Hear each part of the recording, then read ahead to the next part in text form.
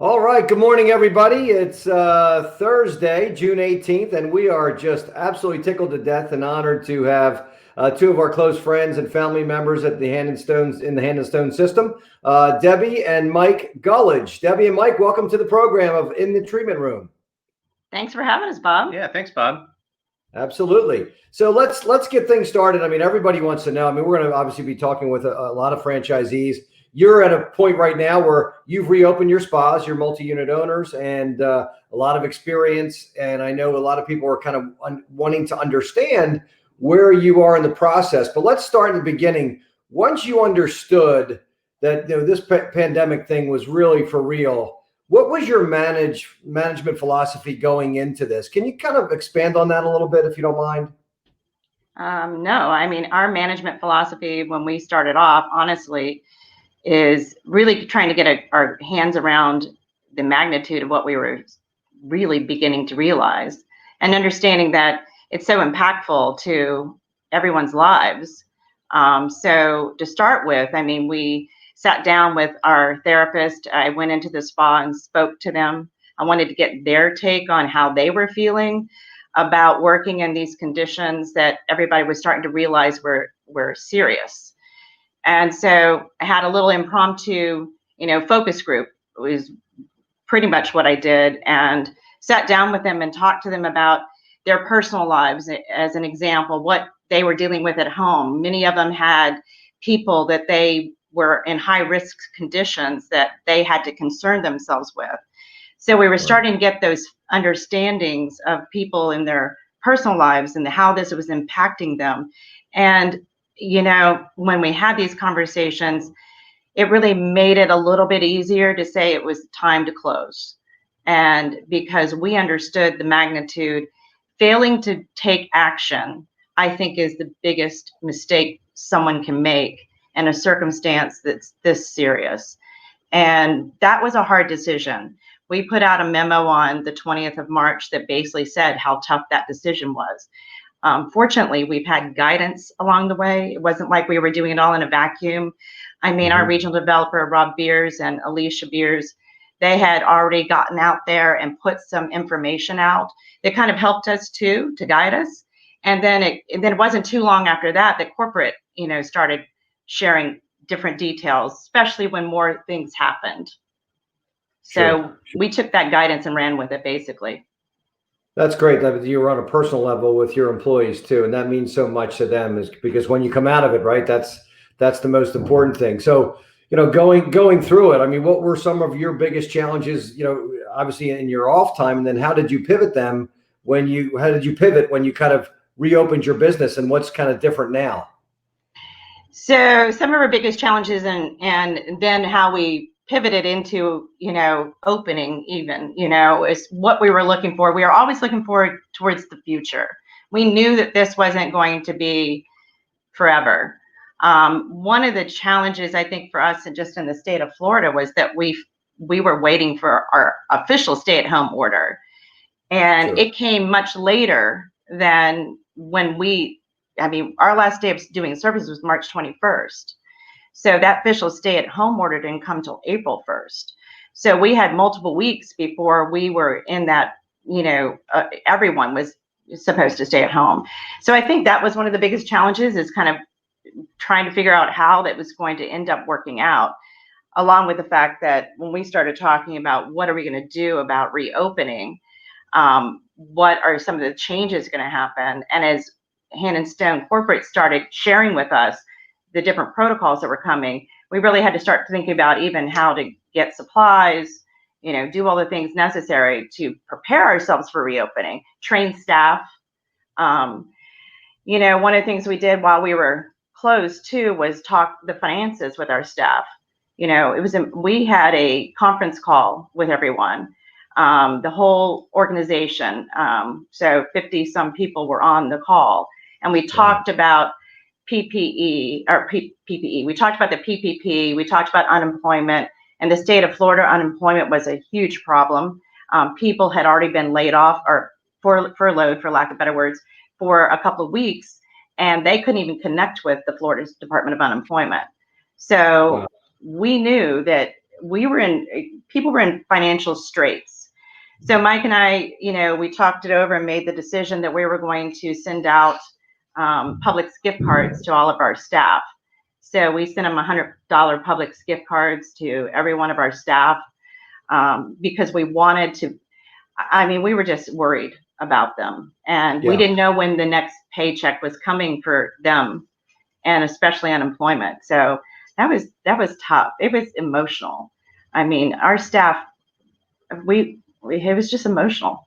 Yeah, they must have been so appreciative to do. I mean, for you to do that. I mean, that's food on the table. That's like real. That's real life stuff. That is awesome. That must have been so. I mean, obviously you wanted to do it, and it must have been rewarding. But they must have been so appreciative of the fact that you did that.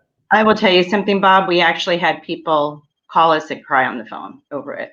I mean, it was, and then we use Slack as our communication tool. We use it from the very beginning. So our memos, everything we do, every, bit of information we can share, we share it on Slack. And we provided them with a lot of the details that were coming about, the changes were going on. But along with that, we got to know our team even better. I mean, they posted food pictures I posted some food I fed Mike. And so we put it out there. We had people posting, redoing their patios and gardening and their kids. I mean, we celebrated birthdays, we celebrated anniversaries, we celebrated Mother's Day. We did all of that via Slack, and that communication tool is really what helped. And one of our team members, when she got the $100 gift card, she went to Publix, bought food, came back, and posted the picture of her grocery cart and what she got out of it.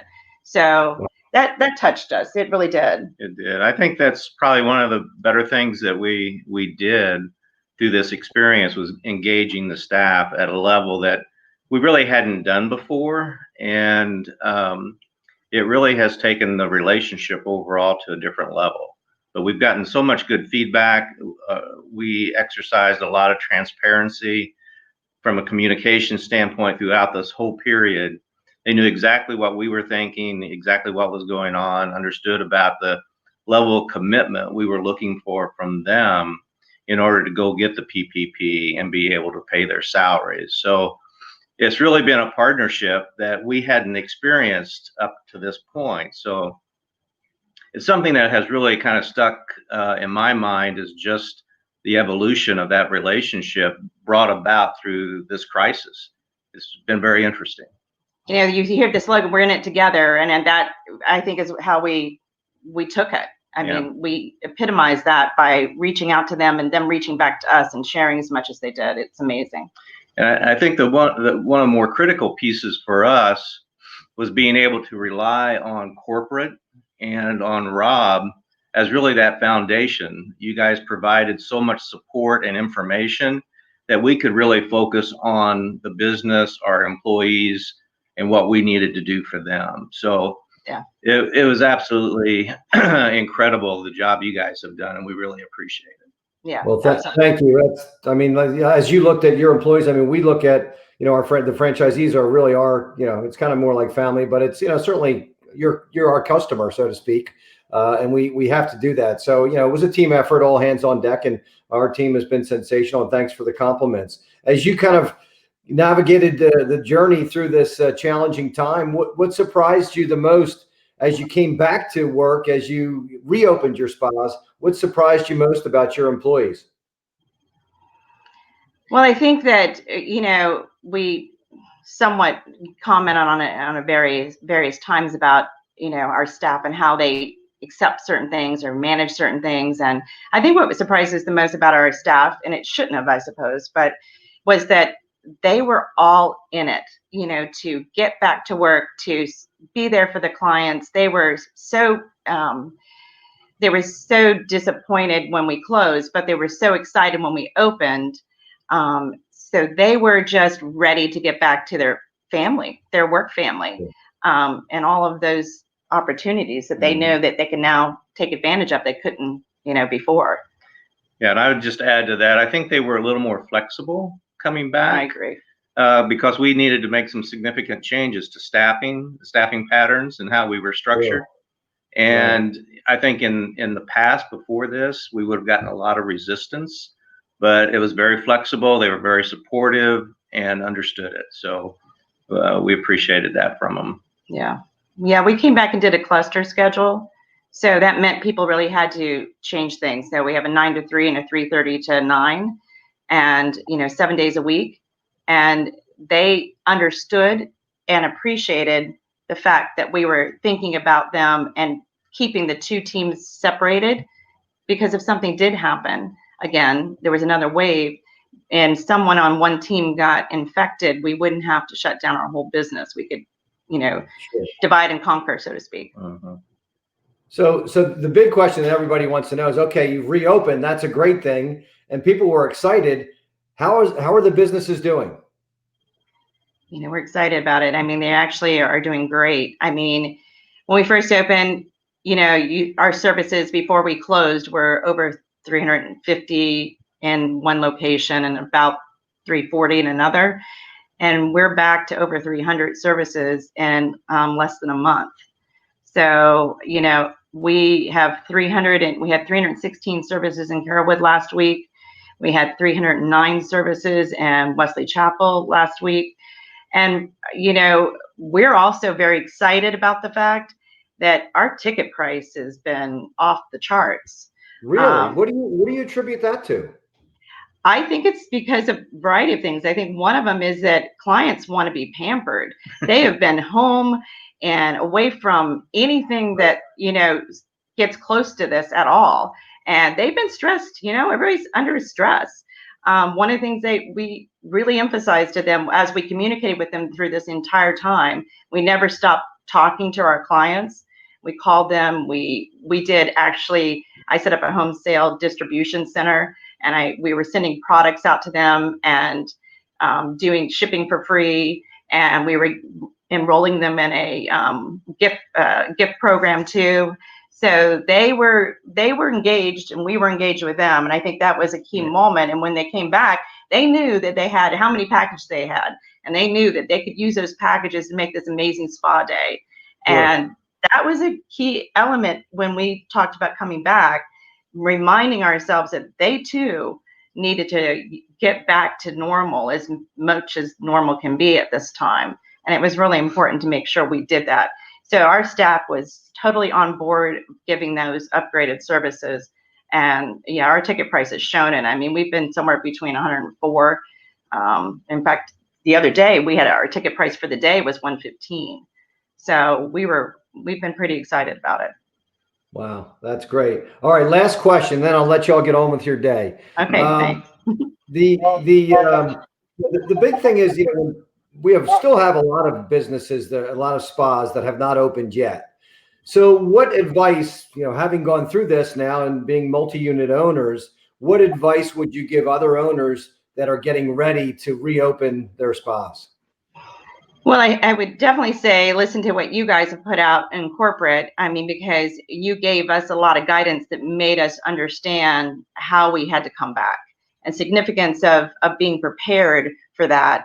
I mean, we brought our staff back a week or two prior, and we did some role playing, essentially. We took them through a mock spa day and had them go through the process. We hired I call them, they're spa attendants, but we went out and we hired a lot of people while we were closed.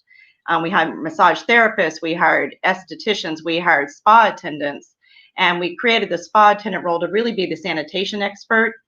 And they are students at a couple of our schools around here. And so they're looking for a full-time job with us when they graduate. Sure. And their graduation date wasn't until like September. So we knew we had them through the summer, and we hired them as spa attendants, and they are the individuals that are doing that 15-point sanitation process.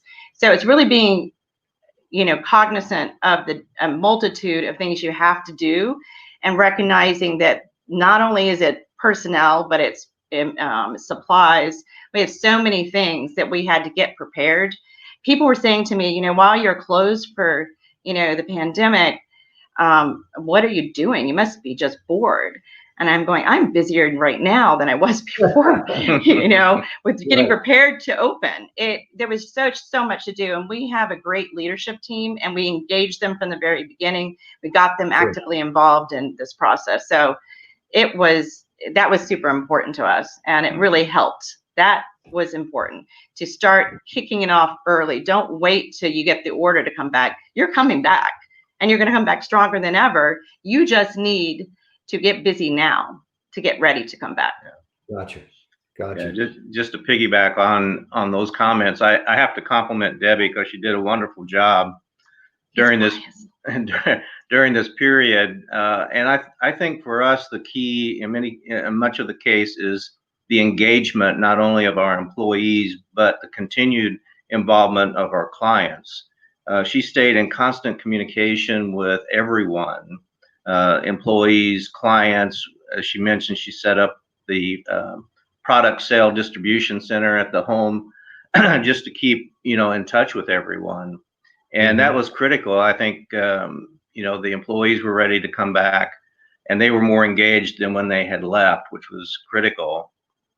And our clients are excited and engaged now as much as they've ever been. And so that's rewarding as well. But I think in terms of as people think about what it is they need to do, is that communication is really the key, and keeping everyone engaged in the process so they understand what's going on, what their role is going to be, and how we can service our clients.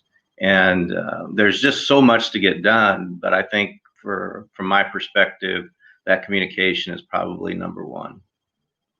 That's great. And I lied. So one last question. Since, Debbie, you just kind of provoked a thought here, and you had mentioned the folks that you'd hired massage therapists. How was that different than trying to hire massage therapists pre-pandemic? Well, I think one of the things that people don't realize, that there were people out there not being paid. And like we talked about in Florida, we just knew that if we started recruiting now, we could do two things. One, we could hire them and prep them and get them ready to come to work for us, but we could also pay them. So we put them on payroll. We knew that putting people on payroll that's never worked a day for us could be a risk. And we did have a person, I should say, that we paid that was on payroll that didn't come to work for us. He quit before he was supposed to show up. But on that other hand, we had another individual that came to work for us, paid her, and she got a job in being an instructor at a massage school, which now we have a connection with her. And she turned right around and wrote us a check for the money we paid her and paid us back. So the touching moments that we can elaborate on, in different, that we talked about just getting prepared for this conversation today was, it's just going to be life-changing in our minds. So many things, that reason we got in this business to begin with, I feel like this is the reason. It's to touch people's lives and to be able to do things that make a difference in someone's life. And by doing that, it does the same for us. It's a mutual benefit of being an owner of Hand and Stone. It's just one of these great things. You just never know that you're going to have this moment that you can really rise to the top, and then everybody comes with you. It's honestly kind of exciting, which I think is weird, but it is. Nicole and I have done probably 20 of these interviews in the treatment room, and that was by far the best statement that I've ever heard. So thank you for that. Thank you for spending time in the treatment room with Nicole and I today, Mike and Debbie Gulledge. Wish you nothing but the best moving forward, and hope to see you real soon. Thanks so much, Bob and Nicole. It was great to talk to you. Have a good day. Great talking to you too. Take care. Thank you. You too. Bye. Bye. Bye-bye.